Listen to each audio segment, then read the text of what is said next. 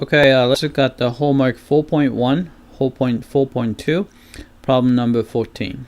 All right, so we want to verify that this function satisfies three hypotheses of Rolle's theorem, and then we want to find all numbered c such that which are guaranteed by the theorem.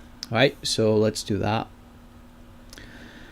Alright, so we know that you have a cosine function. Trig functions are all continuous and differentiable everywhere. So we know that this is continuous. So first 1, right? So f is definitely continuous on interval from pi over 8 to 7 pi over 8, right? And 2, and it's also differentiable, so is differentiable on the same interval from pi over 8 to 7 pi over 8. Right, and the third one, right, so we need to make sure that f of pi over 8 gives you the same value as f of 7 pi over 8, right?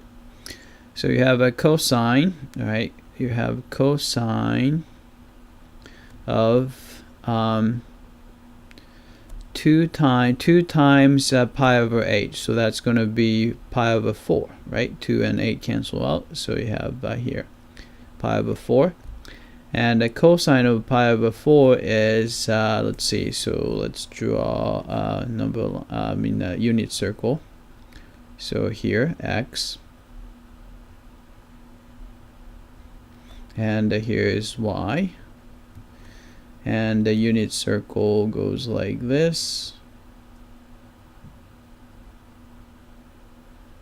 Alright, and the cosine of pi over 4, cosine is the x value, so pi over 4 is the angle is 45 degrees, so you're gonna have look like this, right?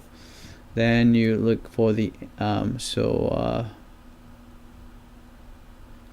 x value. So x value, cosine of pi over 4 would be 1 over, so this is 1 over square root of 2, because this is 1 and a square root of 2, and this is 1 here. Right, so it's a 1 over square root of 2, right? Then if you look at the cosine of 2 times 7 pi over 8, so this is going to be cosine of, right, 7 pi over, so multiply by 2, so that's going to be over 4, right? Alright, so this is going to be 7 pi, cosine of 7 pi over 4, so that'll be where, so it's going to be 1, 2, 3, 4, 5, 6, 7, so it's going to look like this, right? But you can see that cosine corresponds to the x coordinate, which is the same coordinate there, so we know that this is going to give you 1 over square root of 2, right? So these are equal to each other, so so these guys are equal to each other, so it checks out. So we know that all three hypotheses of the Rolle's theorems are satisfied. Alright, then we just need to find c value where the derivative is actually equal to 0. So let's take the derivative. So f prime of x is going to be equal to, alright, derivative of cosine is negative sine, and of 2x, so we have to multiply by derivative of 2x, which is going to be 2, right? And then this is going to be equal to, right, 0, right? So this means that looks like sine of 2x. So sine of 2x equal to 0. All right. So so sine of 2x is 0. So we want x to be. So this will tell you that. Let's see. 2x is going to be what angle makes sine 0. Right. So start from 0. Right. And the next one would be pi. Right, because sine corresponds to y value, so we want y equals 0. So it's either here or there, or 2 pi, or 3 pi, and so on. And you can do either plus or minus as well, right? But I don't think we need to care about the negative ones, because we have x has to be between pi over 8 and 7 pi over 8.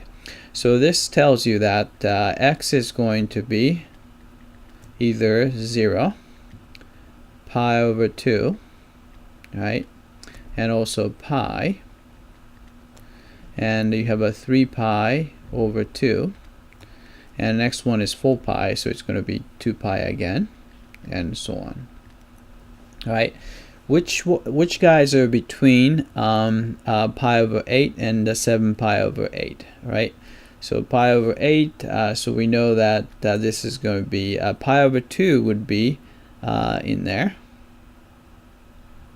All right, and pi, actually pi is going to be too big. 7 pi over 8 is actually smaller, so pi over 2 is the only one. All right, so let's type it in. All right, so C would be pi, so I guess I have to find pi, Greek. All right, open up. There should be pi somewhere. Where is pi? Oh, here. Pi. All right, then over 2. All right, so let's check the answer. All right, it came back and looks like we got C value correctly. All right, that's it. I hope that this was clear.